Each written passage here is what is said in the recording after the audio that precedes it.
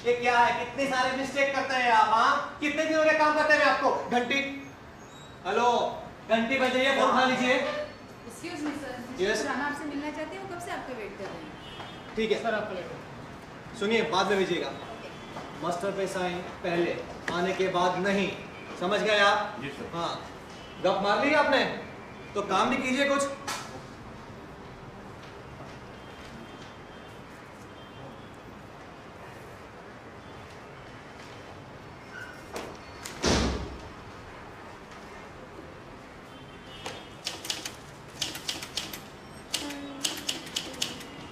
मैं उस लड़के की उपेक्षा कर रही हूँ जो कि मुझे पसंद करता है। मैं जानती हूँ कि उसके मेरे बारे में क्या विचार है। वो मुझे खुश रखेगा। मुझे ये भी पता है कि वो मुझसे क्या चाहता है। मुझे सच सच बताओ कि क्या मैं तुम्हारे बारे में कुछ जानती हूँ राजीव? क्या तुमने अपने बारे में कभी बताया कि तुम मुझसे क्या चाहते हो? नहीं, मैं कुछ नहीं जानती। मुझे सिर्फ इतना पता है कि मैं तुमसे प्यार करती हूँ, और सिर्फ यही मेरे लिए काफ़ी नहीं है। क्या मैंने अपने आप को पूरी तरह राजीव को समर्पित नहीं कर दिया? और बदले में मुझे क्या मिलेगा? क्योंकि तुमने इस संबंध को बढ़ाने के बारे में कभी सोचा ही नहीं। इसीलिए मैं तुमसे कहती हूँ कि तुम मुझे सब कुछ लिख कर दो कि मेरे बारे में तुम्हारे मन में क्या विचार पल रहे हैं। कि तुम कभी मत भूलना कि तुम मुझे प्यार नहीं, पसंद करते हो। अगर तुम्हारे विचार वो नहीं हैं जो चाहती हूँ तो मैं इस दोस्ती को तोड़ना पसंद करूँगी, क्योंकि अनिश्चितता की ज़िंदगी जीना मेरे लिए अति भयावह है। मैं छलावे में जीने की बजाय सच के साथ जीना अधिक पसंद करूँगी। मैं बहुत दिनों से तुम्हें ये बताना चाहती थी, लेकिन मुझ में ये कहने की हिम्मत नहीं थी। इसे कहे बिना मैं रह भी नहीं सकती थी, क्योंकि मैं अनिश्चितता और अविश्वास की राह पर चल नहीं सकती। मैं इसकी मंजिल जानना चाहती हूँ। छोटी की दोस्त की ओर से बहुत बहुत प्यार, मेरी जान। तुम्हारी अदिति से।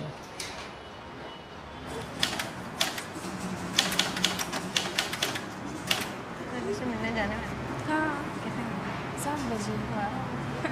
तेरा काम खत्म हो रहा है? 1 घंटे का काम है बस। तो तेरा कितना बाकी है? मेरा नॉर्मल काम है, तेरा कब पता नहीं चलता।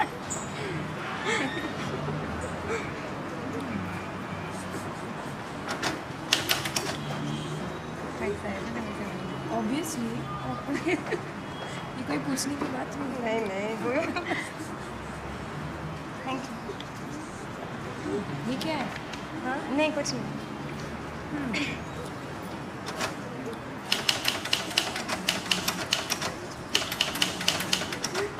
चलो भाई, लंच हो गया। चलो चलो चलो, लंच हो गया।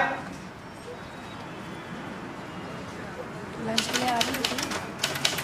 हाँ नहीं थोड़ा काम है करके आना। पक्का? हाँ ठीक है, फिर मैं लंच करके आती ठीक है, मैं नीचे आती हूँ। हूँ। ठीक है, चलो।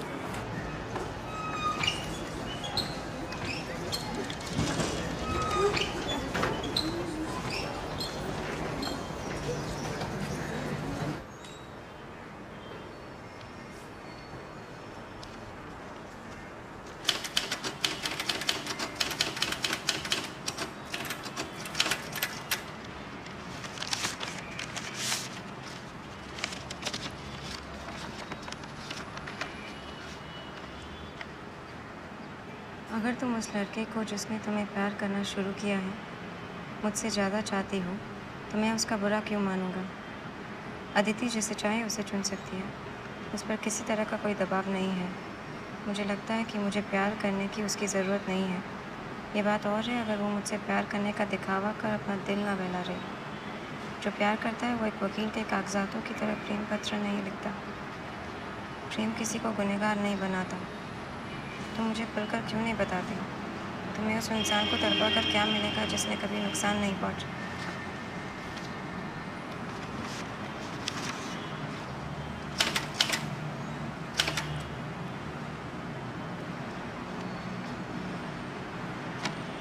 ना तुम्हें ना किसी और को। जो अकेले और उदास अपनी ज़िंदगी के दर्द को ढो रहा हो उसे झूठी उम्मीद दिखाकर उन्हें और बढ़ाने की ज़रूरत नहीं। अगर मैं तुमसे इतना प्यार नहीं करता होता या मुझे तुम्हारे दिए हुए दर्द के बजाय किसी और चीज़ के बारे में सोचने का वक्त होता तो मुझे खुद पर हैरानी होती, जबकि मैं तुमसे प्यार करता हूँ और इसके योग्य भी हूँ। पर मुझे इसका विश्वास है कि तुम्हें प्यार करना ही योग्यता का परिचायक नहीं है। खैर, ये रहा लिखित दस्तावेज जो तुम मुझसे चाहती थी। मेरे हस्ताक्षरों को नोटरी मिस्टर पराग सत्यापित कर दी। राजी।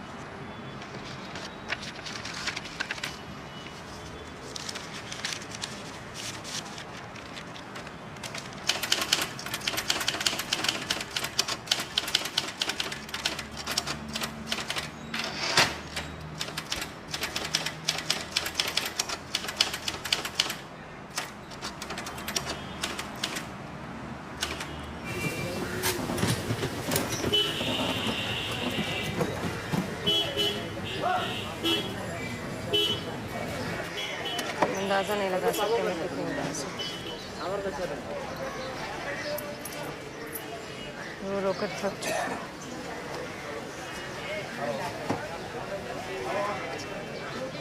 मेरी खुशियाँ लौट कर कभी वापस नहीं आएगी।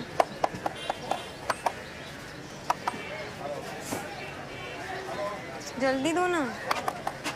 जल्दी करता हूँ ना। कितने का है? 14 रुपये। हाँ? 14 रुपये। ये कहाँ का भाव लगा रहे हो आप? ये इधर का भाव है। ब्रीच कैंडी में भी इतना भाव नहीं होता है। इधर के उतना भाव है, दूसरी जगह का मालूम नहीं है। हम इधर ही रहते हैं। मैं भी तो ये घर पे रहता हूँ। दे दो।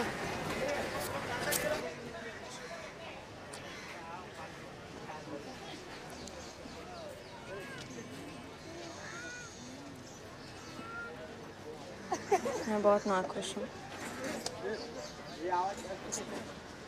तुम अंदाज़ा नहीं लगा सकते राजीव कि मुझ पर क्या बीत रही है। कई बार मैं खुश दिखती हूँ, लेकिन ईश्वर ही मेरे दिल की बात जानता है।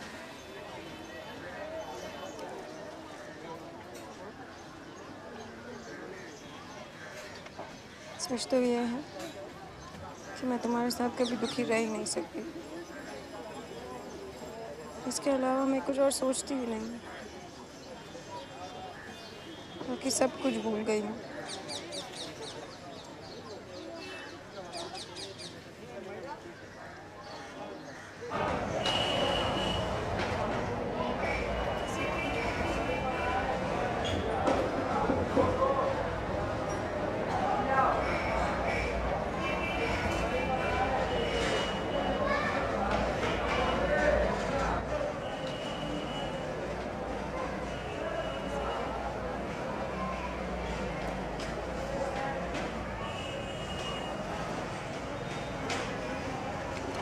पता नहीं ये खत मैं तुम्हें भेजूंगी कि नहीं।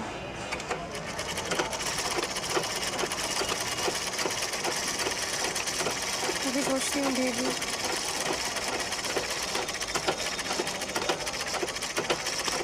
कभी सोचती हूँ ना भेजूं। इसका फैसला तो मैं कभी कर पाऊंगी। शायद इस बारे में मुझसे पूछना व्यर्थ है।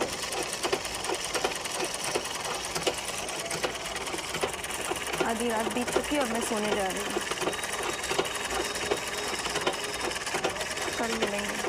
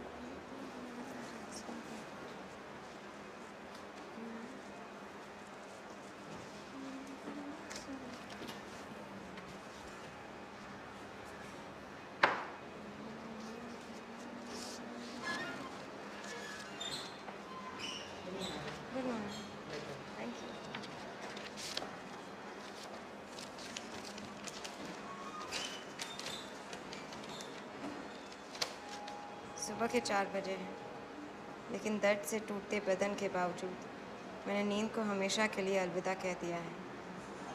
वैसे तो पिछले 3 रातों से यही होता आया है, लेकिन आज की रात मेरी ज़िंदगी की सबसे कठिन रात है। मैं ऐसे वक्त बीमार हुआ जबकि मुझे ढेर सारे ज़रूरी काम करने हैं। मेरी जान, इन दिनों में जटिल मनस्थिति से गुज़र रहा हूँ, खासकर पिछले 2 दिनों से। तुम कल्पना भी नहीं कर सकती कि तुम्हारे प्यार में पागल होकर तुम्हारे बिना कैसे जी रहा हूँ। तुम्हारे एक एक पल का वियोग किस तरह मुझे धराशायी कर देता है, एक दिन से दूसरा।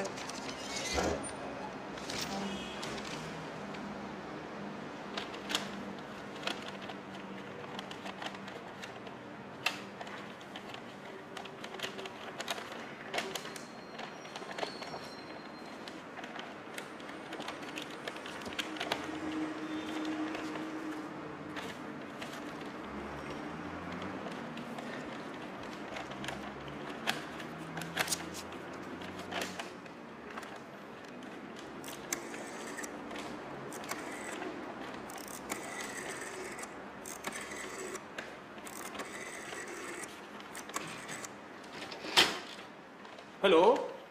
हाँ सुरेश, क्या हाल है बेटे? थोड़ा जोर से बोलो भाई, सुनाई नहीं पड़ रहा। हाँ, एक से दूसरा दिन मुझे नकारते हुए तुम इसका अंदाज़ा नहीं लगा सकते हो मेरी जान कि तुमसे 3 ही दिन दूर रहकर मेरी क्या हालत हो गई है। रात की इस घड़ी में लगता है कि मैं एक रेगिस्तान में हूँ, बेहद प्यासा हूँ, पर मुझे पानी पिलाने वाला कोई नहीं। मेरा अकेलापन मुझे पागल कर रहा है और मेरे आसपास कोई ऐसा नहीं जो मुझे सो जाने की कोशिश करता देख सके।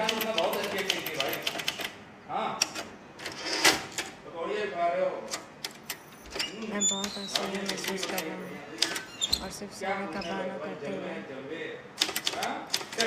बिस्तर पर लेटने जा रहा हूँ। हाय, गुड। ये पत्र कब भेजूंगा पता नहीं, इसमें भी और कुछ जोड़ूंगा भी या नहीं। मेरी छोटी सी गुड़िया, मेरी ज़िंदगी, मेरी जान, अगर तुम यहाँ होती तो मैं तुम्हें बहुत प्यार करता। हमेशा तुम्हारा राजी।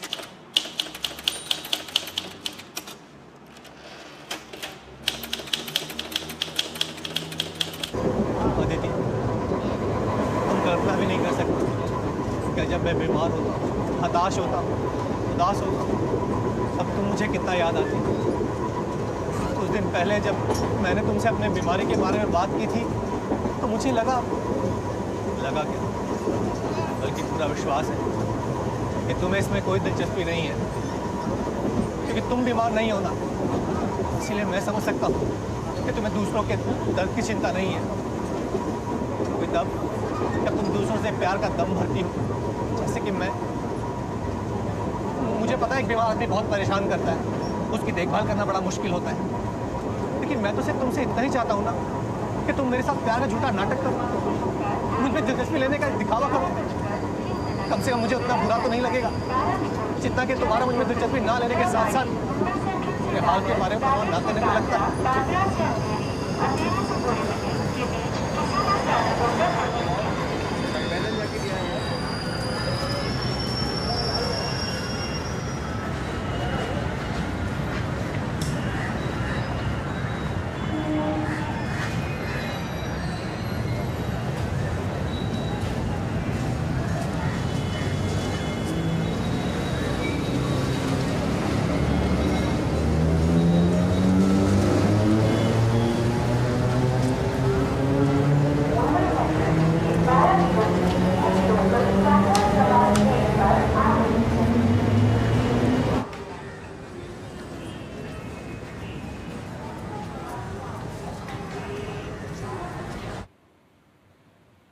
मैं तुम्हारी सौगंध खा कर कहती हूँ मेरे प्यार, दिलो जान से तुम्हें यकीन दिलाना चाहती हूँ कि मैं अभी अभी भगवान कृष्ण के सामने रोई और घुटनों पर झुक कर उनसे मांगा कि तुम्हारा प्यार कभी कम ना हो।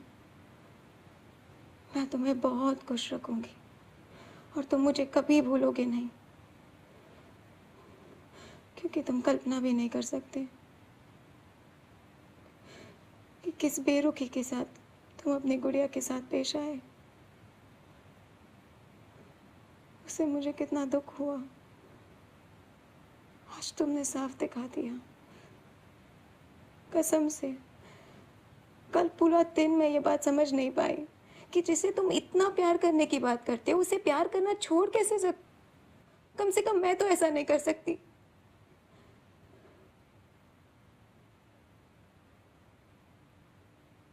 पता है, आज मैंने कुछ नहीं खाया और ना ही खाने की इच्छा है। बस रोने का मन हो रहा है। मैं अपने आप को विश्वास नहीं दिला पा रही हूँ कि तुम मुझे भूल भी सकते हो, अपनी गुड़िया को प्यार करना छोड़ भी सकते हो।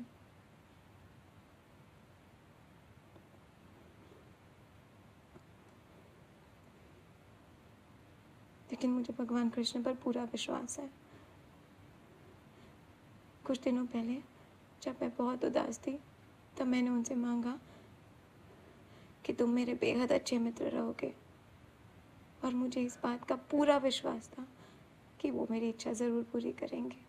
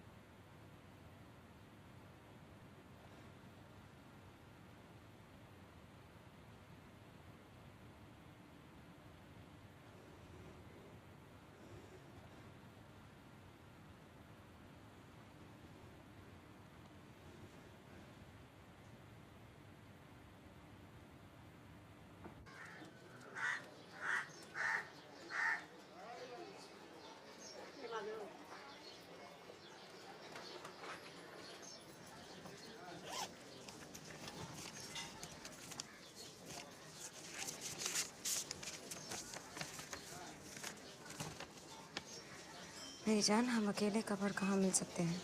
जानती हूँ मेरे होठ अजीब सा महसूस कर रहे हैं क्योंकि इतने दिनों से तुम्हारा चुंबन जो नहीं लिया। मेरी जान, मेरी गोद में बैठने के लिए, तुम्हें हल्के हल्के दांतों से काटने के लिए, तुमसे मिलने के लिए मेरा शरीर तड़प रहा है। मैं तुम्हें पुकारता हूँ लेकिन तुम दूर हो प्रिय। मेरे पास आओ। राजीव के और करीब आओ। राजीव की बाहों में आओ। अपने होठों को राजीव के होठों पर रख दो। आओ, मैं बहुत अकेला हूँ और तुम्हें चूमना चाहता हूँ। ये विश्वास करने के लिए मैं क्या करूँ जो मुझे सुकून दे जाता कि तुम में भी मेरे लिए सचमुच तड़प है। लेकिन तुम मेरे बारे में शायद कुरियर वाले संजय और अकाउंटेंट से भी कम सोचती हो। तुम बुरी हो, बुरी हो, बुरी हो। तुम में तो सिर्फ कोड़े मारने की कमी है। अदिति बेटा, सब ठीक है? हाँ हाँ अंकल, ठीक है। अलविदा। मैं बाल्टी में अपना सिर डालकर दिमाग ठंडा करने जा रहा हूँ। महान लोग ऐसा ही करते हैं जब उनके पास एक आत्मा, दूसरा सिर और तीसरा और सिर डालने के लिए एक बाल्टी होती है। हाँ, एक अंतिम चुंबन, ब्रह्मा के काल की तरह। हमेशा तुम्हारा और सिर्फ तुम्हारा राजीव।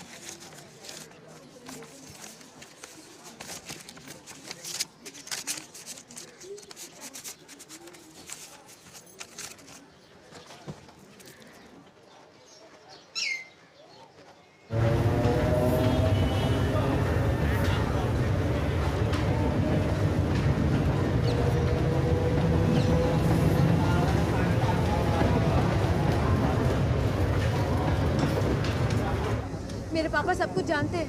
आज उस लड़के ने कल जो कुछ ही घटा जाकर मेरे पापा को आग में घी डालकर बताया। परिणाम ये हुआ कि माँ से मिलने पापा तुरंत घर आए।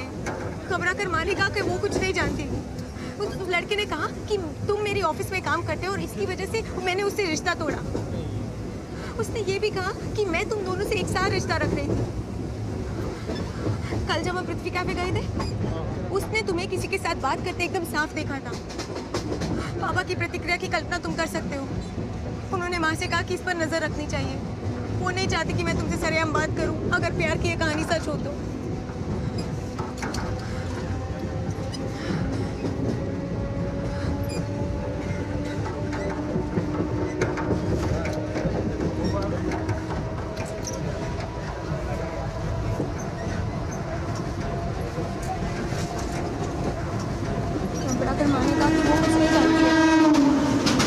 इसलिए पापा ने कहा कि वो मुझसे बात करेंगे।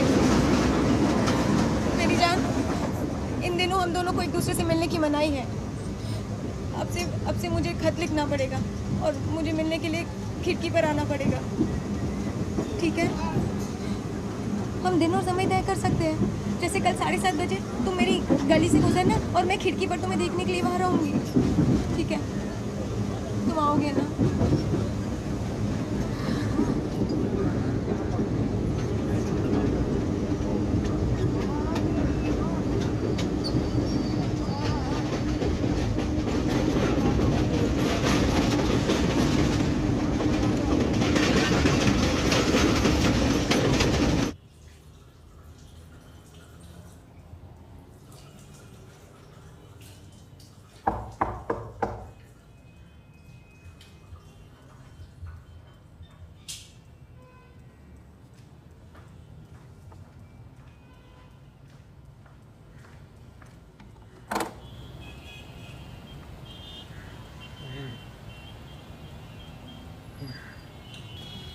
रुक, ले ये ले, नहीं चलिए, रख ले। Thank you sir.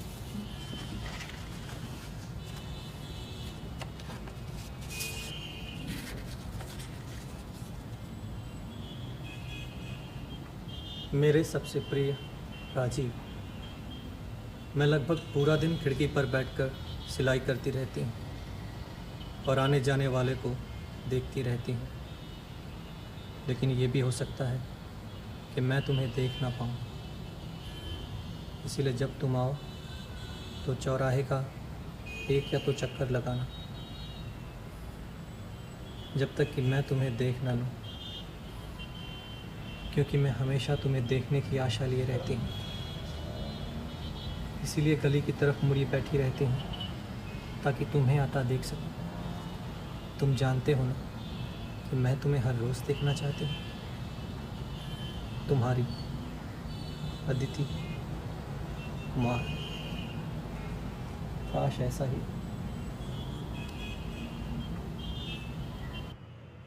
ए लड़की सुनो, भविष्य मुझे साफ नज़र नहीं आ रहा है। मेरा मतलब है कि मुझे नहीं मालूम हम दोनों के साथ क्या होने वाला है, क्योंकि जिस तरह से तुम अपने परिवार के साथ चल रही हो, उसे लगता है कि मेरे सभी विचारों से तुम्हारे विचार अलग हैं। पहले तो तुम बहुत ज़्यादा कोमल, बहुत मधुर और अधिक प्यार करने वाली थी। फिलहाल मैं कल उसी समय गुजरूंगा। क्या तुम खिड़की पर दिखलाई दोगी? हमेशा तुम्हारा और सिर्फ तुम्हारा राजीव।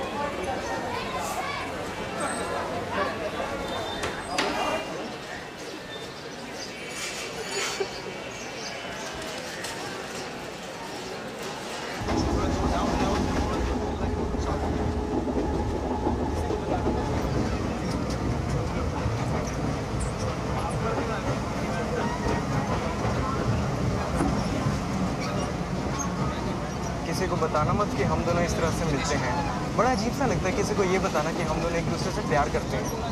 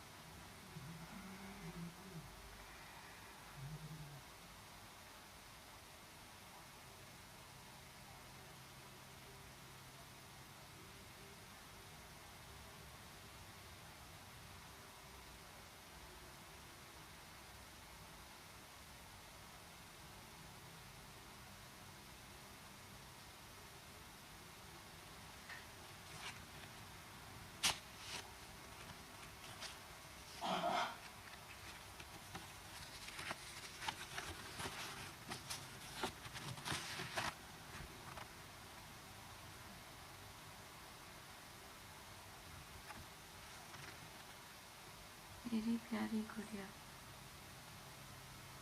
मुझ पर क्रोध, झुंझलाहट और तुम्हारी पीड़ा के लिए हजारों और लाखों कारण हैं, लेकिन इसमें मेरा कोई दोष नहीं है। ये नियति का दोष है, जिसने मेरा मस्तिष्क शून्य कर दिया है। मुझे इलाज की ज़रूरत है।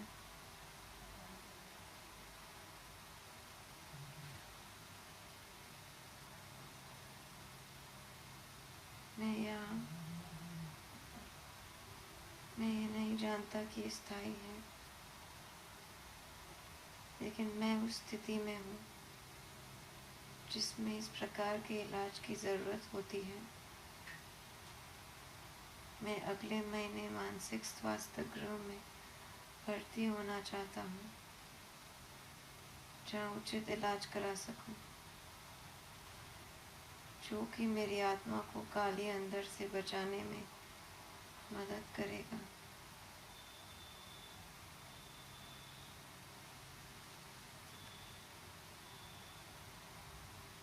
मैं नहीं जानता कि मैं किसी के इंतज़ार की योग्य हूँ। वापस आए तो तुम मुझे से सुबह ऑफिस जाते हुए ही देख पाओगे।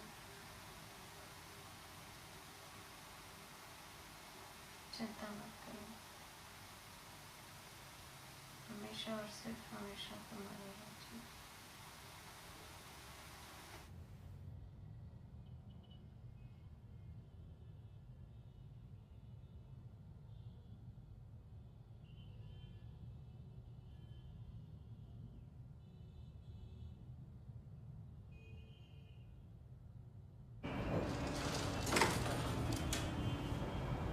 सर ये आपके लिए लेटर है।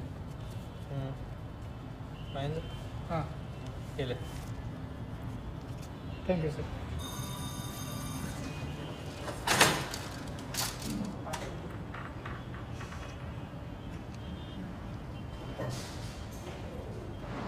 चार दिन से ना तुम दिखाई दिए और ना ही तुमने पत्र लिखने का कष्ट ही किया। वही पुरानी आदत। पक्के तौर पे लगता है कि मैं तुम्हारा कुछ नहीं कर सकती, क्योंकि मैं जानती हूँ कि तुम मुझे दुखी करने के लिए ऐसा करते हो और कभी कभी तुम मुझे बेवकूफ़ समझते हो। तुम्हारे पास रिश्ता तोड़ने का कोई कारण नहीं राजी। वैसे जो चाहे तुम करो, मैं भी इन हालातों में रिश्ता जारी रखना नहीं चाहती। राजीव, मैं तुम्हारा आदर्श नहीं बन सकी, ये मैं अच्छी तरह से जानती हूँ। मुझे सिर्फ एक बात का दुख है कि बात समझने में 1 साल लग गया। अगर तुमने मुझे प्यार किया होता तो इस तरह का बर्ताव ना किया होता जैसा कि तुमने किया। तुम में ऐसा करने का साहस नहीं होता। प्रकृति तो परिवर्तनशील है। आवश्यक है आपस में प्यार। तुम्हारी ख्वाहिशें पूरी हो। तुम्हारी खुशियों के लिए शुभकामनाएं। Aditi.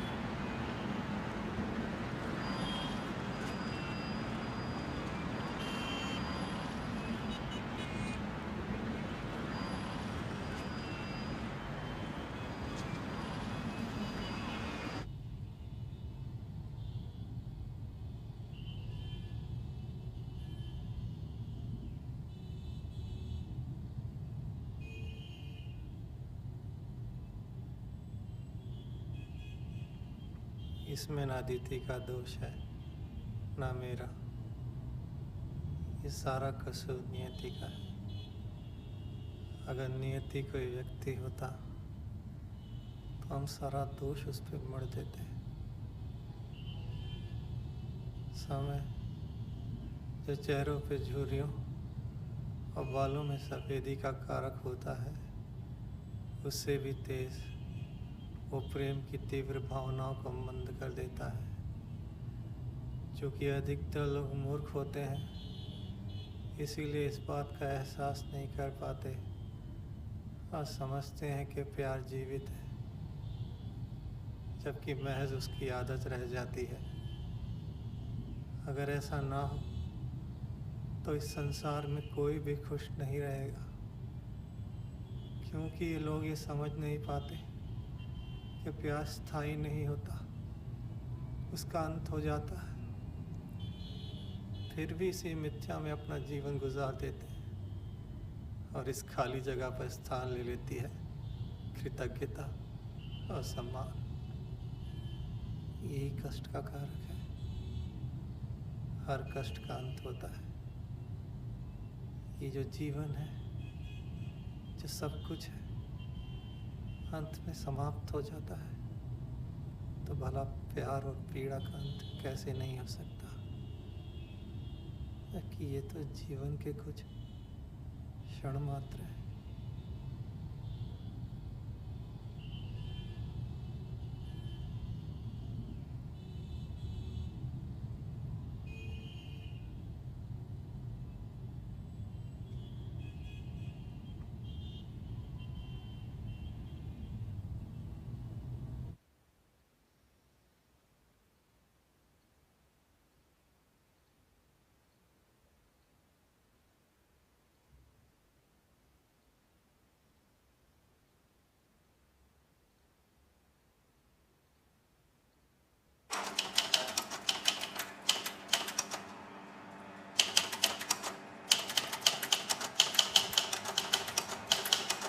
Okay, bye. See you tomorrow. Bye. Good night.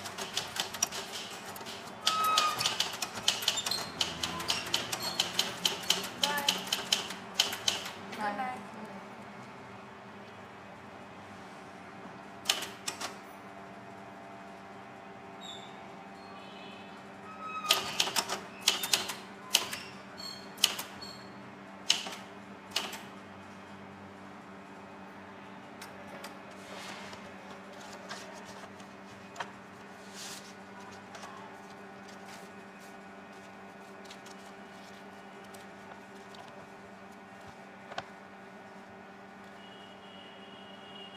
जहाँ तक मेरी बात है, मेरे प्यार का अंत हो गया है, लेकिन मैं तुम्हारे प्यार को बिना किसी परिवर्तन के जिंदा रखूंगा, और मैं कभी भूलूंगा नहीं, कभी नहीं। मेरा विश्वास करो। ना ही तुम्हारी नाजुक अदाओं को, ना ही तुम्हारी कोमलता, तुम्हारा समर्पण, और ना ही तुम्हारे प्यारे स्वभाव को। मैं तुम्हें कुछ भी लौटाना नहीं चाहता। तुम्हारी चिट्ठियों को मैं एक मृत अतीत के जीवित यादें समझकर संभाल कर रखना चाहता हूँ, मेरी जिंदगी की किसी संवेदनशील वस्तु की तरह, जहाँ वर्षों की प्रगति दुख और निराशा की प्रगति के बराबर है। तुमसे एक बात कहना चाहूँगा कि तुम उन लोगों की तरह व्यवहार ना करना जो कि घटिया हरकतें करते हैं। तुम जब भी मुझे देखना तो अपना मुंह मत मोड़ लेना। मुझे इस तरह याद मत करना कि जिसमें क्रोध का समावेश हो। हम दोनों एक दूसरे के सामने इस तरह रहे जैसे कि दो मित्र जिन्होंने थोड़ा सा भी एक दूसरे से प्यार किया था जब वे छोटे थे, और अब बड़े हो जाने पर अपने व्यस्त जीवन में अलग रिश्तों पर चलते हुए एक दूसरे से प्रेम का एहसास करते हैं, और आत्मा के किसी कोने में उस प्यार की याद को जिंदा संजोए हैं जो अतीत का एक असफल प्यार रहा है।